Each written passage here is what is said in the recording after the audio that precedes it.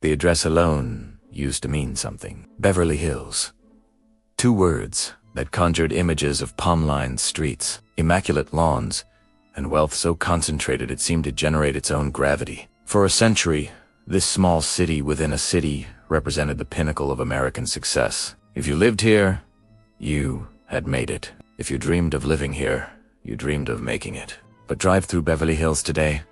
Really drive through it. Not just Rodeo Drive, but the residential streets north of Sunset. And you will notice something that does not match the mythology. For sale signs on properties that should sell themselves. Empty driveways behind gates that no longer open. Houses that look occupied but feel abandoned. Their windows dark night after night. Their gardens maintained by crews whose employers live thousands of miles away. The richest zip code in America is experiencing something it has never experienced before. An exodus. A quiet departure of the very people who made it what it was. The old money is dying. The new money is leaving. And what remains is increasingly a museum of wealth, rather than a community of the wealthy. This is a story of Beverly Hills' hidden crises. How the most famous neighborhood in the world began to empty. And what that emptiness reveals about the changing nature of wealth, status, and the American dream itself. To understand what Beverly Hills is losing, you need to understand what it once was. The city was invented, quite literally, as a destination for the rich and famous. In the early 20th century, developers transformed Lima Bean Fields into an exclusive residential community designed to attract Hollywood royalty. They succeeded beyond imagination. Douglas Fairbanks and Mary Pickford built Pickfair, their legendary estate, in 1919. Other stars followed. The studios were nearby. The climate was perfect. The streets were safe and clean and far from the chaos of Los Angeles proper. Beverly Hills became synonymous with celebrity, with success, with the rewards that awaited those who reached the top. The city cultivated its exclusivity carefully. Strict zoning laws prevented the density that characterized surrounding areas. Minimum lot sizes ensured that only the wealthy could afford to build. The police force, funded by astronomical property taxes, provided security that other neighborhoods could not match. Beverly Hills was not just a place to live. It was a fortress of privilege, maintained by policies designed to keep it that way. For decades, the formula worked perfectly. The population remained small, around 35,000, while property values climbed relentlessly. The commercial district along Rodeo Drive became a global destination, attracting tourists and shoppers from every continent. The residential streets housed entertainment executives, business moguls, and inherited wealth spanning generations. But formulas have expiration dates, and Beverly Hills is discovering that the forces which built it cannot protect it from the forces now pulling it apart. The first signs of change came with the demographics. Beverly Hills has always had an older population. Wealthy retirees who bought homes decades ago and aged in place, but that population is now dying at rates that exceed replacement. Walk through the neighborhoods north of Sunset Boulevard and count the houses where elderly residents live alone. Their children long departed for other cities, other states, other countries. These are people who bought their properties for hundreds of thousands of dollars and watched them appreciate into the tens of millions. They have no mortgage, no financial pressure to leave, so they stay alone in houses built for families, waiting. When they die, their estates face a calculation that increasingly leads to sale rather than retention. The children who inherit have built lives elsewhere. They do not want to manage a property 3,000 miles away. They do not want to pay California taxes on wealth they did not create. They want liquidity, not legacy. The properties hit the market, and increasingly, they sit. The pool of buyers willing and able to purchase homes priced at $15, $20, $30 million is smaller than it once was. Or rather, the pool of such buyers who want to live in Beverly Hills is smaller. The money still exists. It simply wants to be elsewhere. The departure of old money might be sustainable if new money were arriving to replace it. But the new wealth being created in California has different preferences than the wealth that built Beverly Hills. The tech fortunes minted in Silicon Valley and, increasingly, in Los Angeles itself are controlled by people with different values. They prize authenticity over ostentation. They prefer Malibu's beaches to Beverly Hills' manicured streets. They buy in Bel Air or Holmby Hills or Pacific Palisades. Neighborhoods that offer similar exclusivity without the tourist-adjacent location and cultural baggage. The entertainment industry itself has changed. The studio executives who once filled Beverly Hills now work for streaming companies headquartered elsewhere. The talent that once clustered here has dispersed, some to the West Side beach communities, others out of California entirely. The industry that created Beverly Hills no longer needs it. Foreign buyers, who drove a significant portion of high-end real estate purchases in the 2010s, have reached. Chinese capital controls have limited outflows from the biggest source of international buyers. Middle Eastern wealth has found other destinations. Russian money has become legally complicated. The global flows that once lifted Beverly Hills prices have redirected. What remains is a market in stasis. Sellers who remember what their neighbors received 5 years ago and refuse to accept less. Buyers who see better value elsewhere. Properties lingering on the market for months, then years. Their prices slowly declining as carrying costs accumulate. I spent several days walking and driving through Beverly Hills, trying to see past the immaculate surfaces to whatever lay beneath. The experience was disorienting. Everything looked perfect. Nothing felt alive. The streets were clean. Cleaner than any urban streets I've encountered. The landscaping was immaculate. Every hedge trimmed. Every lawn green despite drought restrictions that supposedly limit watering. The cars parked in visible driveways were expensive. Current models well maintained. But where were the people? I walked 4 hours through residential neighborhoods and encountered almost no one on foot. The occasional gardener. A nanny pushing a stroller. Security patrols in marked vehicles. But residents? Homeowners? The people who supposedly lived behind these gates and walls. They were invisible. The houses themselves often showed subtle signs of vacancy. Packages accumulated by front doors, suggesting no one home to receive them. Windows that never showed light, day or night. A quality of stillness that occupied homes do not possess. These were not all vacant properties, but many had the feeling of houses where no one had cooked a meal or watched television or slept in weeks.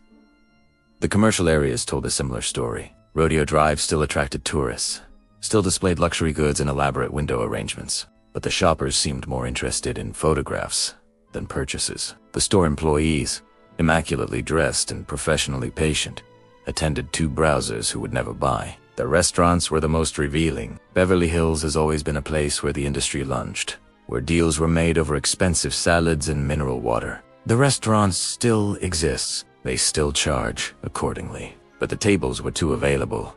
The rooms too quiet. The energy too muted for establishments, supposedly at the center of power. The crime statistics complicate the narrative of decline. Beverly Hills has always been safe, and by most measures it remains so. Violent crime is rare. The police presence is overwhelming relative to the population. The security infrastructure, public and private, is extensive. But property crime has increased in ways that rattle residents accustomed to invulnerability. Home burglaries, targeting wealthy neighborhoods, have made headlines.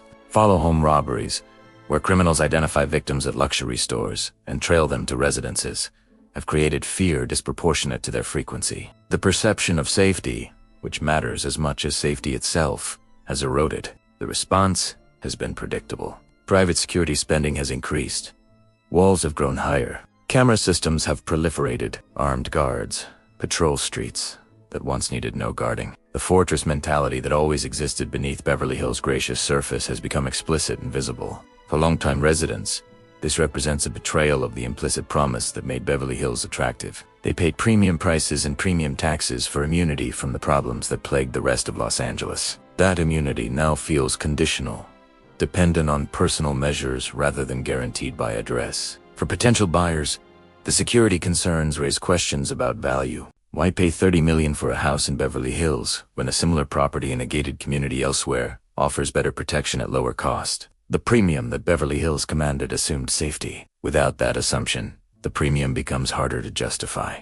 The city government faces impossible mathematics. Beverly Hills operates on property tax revenue and sales tax from the commercial district. As properties sell for less than previous assessments, as commercial activity declines, as the tax base erodes, services become harder to fund. The city has maintained its standards through reserves accumulated during better times.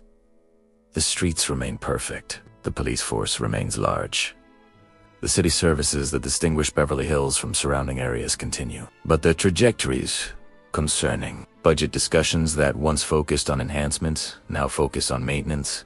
Projects are deferred. Hiring is slowed. The abundance that characterized city operations for decades is giving way to something more constrained. For a city whose identity depends on being better than everywhere else, the prospect of becoming merely adequate is existentially threatening. Beverly Hills cannot be Beverly Hills without the exceptional services that justify exceptional prices. But exceptional services require exceptional revenue, and exceptional revenue requires exceptional residents willing to pay exceptional prices. The math threatens to become circular and declining. Lower revenue leads to reduced services, which reduces desirability, which reduces property values, which reduces revenue further. The spiral has not begun in earnest, but those who study municipal finance see it approaching. The generational divide in Beverly Hills reflects broader American patterns in concentrated form. The residents who remain skewed dramatically older than the general population. Young families, the demographic that typically drives neighborhood vitality, are largely absent. Schools tell part of the story. Beverly Hills has long maintained a public school district that offered private school quality at no tuition cost. The schools were a selling point, a reason for families to choose Beverly Hills over communities with comparable housing but weaker education. But enrollment has declined. The children who once filled classrooms have not been replaced. Young families face a calculation that often leads elsewhere. The same $30 million that buys a Beverly Hills estate buys a comparable property in a community with better schools, more familias, more activities for children. Beverly Hills schools remain good. They no longer represent obvious value. The absence of young families changes neighborhood character in ways that compound over time. Streets without children feel different. Communities without young parents lack certain energies. The social infrastructure that families create, the connections and friendships and mutual support, does not exist where families do not live. What remains is a population of elderly long-time residents and wealthy transients who own property but rarely occupy it. Neither group invests in community in the ways that sustain neighborhoods. The old are waiting to leave. The absent were never really here. The Persian community that transformed Beverly Hills beginning in the 1970s represents a specific case study in change. Iranian Jews fleeing the revolution found in Beverly Hills a refuge that reminded them of the Tehran neighborhoods they had left. They came with wealth and ambition. They bought aggressively. They built and rebuilt. Within a generation, they had become a dominant presence. This community gave Beverly Hills an energy and commercial vitality that pure old money could not provide. They opened businesses. They traded real estate. They created networks of family and commerce that extended across the city. The delis and restaurants and shops they established gave Beverly Hills a character distinct from the generic luxury of other wealthy enclaves. But this community is also aging. The generation that arrived as young adults is now elderly. Their children and grandchildren have dispersed, drawn to opportunities elsewhere, less bound to Beverly Hills by memory and trauma. The community institutions remain, but the population that sustained them is shrinking. The commercial presence persists. The cultural influence remains. But the demographic engine that drove Beverly Hills for 40 years is sputtering. What replaces it is unclear. Real estate agents who specialize in Beverly Hills speak carefully about the market. Their livelihood depends on sales. Their credibility depends on honesty. The tension between these imperatives produces conversations full of careful phrasing and strategic optimism. What they will acknowledge, in guarded terms, is that the market has changed. Properties take longer to sell than they once did. Price reductions have become common. Buyers have leverage they did not previously possess. What they emphasize, with evident effort, is that Beverly Hills remains Beverly Hills. The location is irreplaceable. The prestige is intact. The right property at the right price will always find a buyer. The current conditions are temporary, cyclical, a correction that will reverse. The data partially supports the optimism. Properties do sell. High prices are achieved, occasionally. The market has not collapsed. It has softened. The difference between collapse and softening is significant, even if the direction of travel is concerning. But the agents who have worked this market for decades note changes that statistics do not capture. The quality of buyers has shifted. More investors, fewer occupants, more foreign ownership, less community integration, more transactions that feel like financial plays, fewer that feel like families committing to a neighborhood. The soul of the market has changed, even as the prices have held, and souls matter in ways that spreadsheets cannot measure. The retail district along Rodeo Drive presents its own puzzle. The street remains one of the most expensive shopping destinations in the world. Rents are astronomical. The brands that occupy storefronts are the most prestigious on earth. Everything signals success. But walk into these stores and observe. The sales staff outnumber the customers. The merchandise moves slowly. The elaborate window displays attract photographers more than purchasers. The street has become a backdrop for content creation rather than a functioning commercial district. Luxury brands maintain Rodeo Drive presence for reasons beyond immediate profit.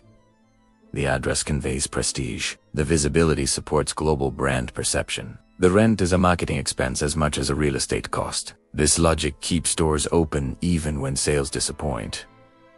But the logic has limits. Brands have begun to question whether Rodeo Drive delivers value proportionate to cost. Some have quietly downsized, reducing square footage while maintaining presence. Others have shifted inventory, keeping only items that photograph well while directing serious shoppers to other locations. The tourism that Rodeo Drive attracts has changed character. The visitors come from different places, with different spending patterns. The aspirational middle-class shoppers who once stretched to buy anything, from these stores, have largely disappeared. What remains is a bifurcated traffic of ultra-wealthy purchasers and budget tourists who want only the experience of walking the street. This bifurcation makes business difficult. The ultra-wealthy want personalized service that requires expensive staff. The budget tourists consume resources without generating revenue.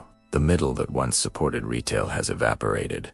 The entertainment industry's transformation has removed one of Beverly Hills' core reasons for existence. The city grew up as a bedroom community for Hollywood. Studios were nearby. Stars needed homes close to work. Executives wanted addresses that conveyed their status. These relationships have weakened to near production has dispersed globally. The executives who remain in Los Angeles are as likely to work in Culver City or Burbank or Santa Monica as anywhere near Beverly Hills. The streaming era has reorganized the industry's geography in ways that do not favor central locations. The talent that once defined Beverly Hills has scattered. Some remain, their estates too valuable and too familiar to abandon. But new arrivals choose differently. The young stars buy in Los Villas, or Venice, or skip Los Angeles entirely. Settling in Austin or Nashville or wherever offers lower taxes and less attention.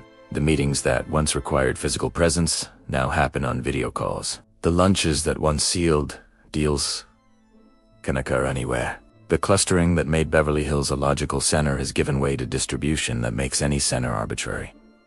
Beverly Hills still trades on its Hollywood association. The tourists still hope to spot celebrities. The real estate marketing still emphasizes entertainment industry connections.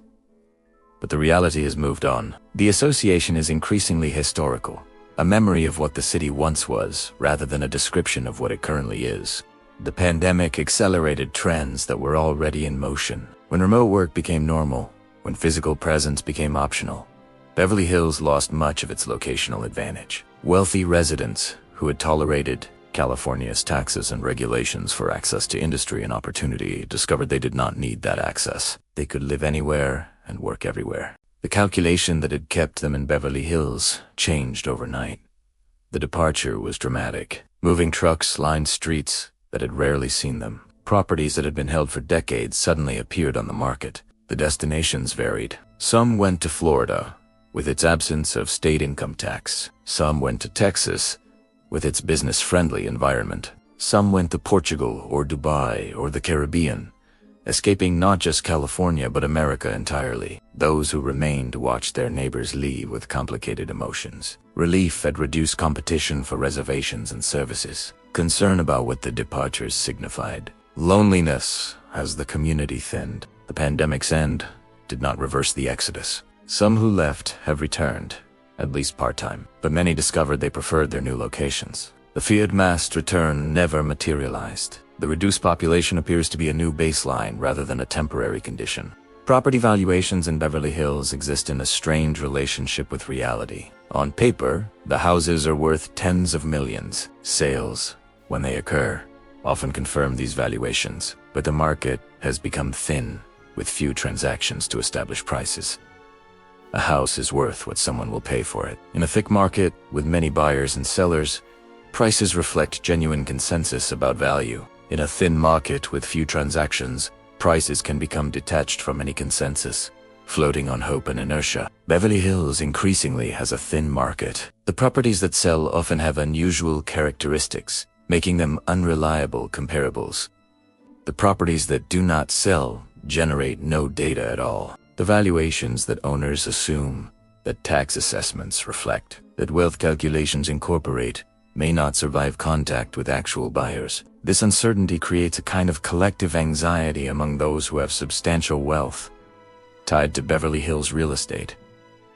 They believe they are rich. Their belief is based on property values that may or may not be real. They will only discover the truth if they try to sell. An action many are reluctant to take precisely because they fear what they might learn. The psychology becomes self-reinforcing.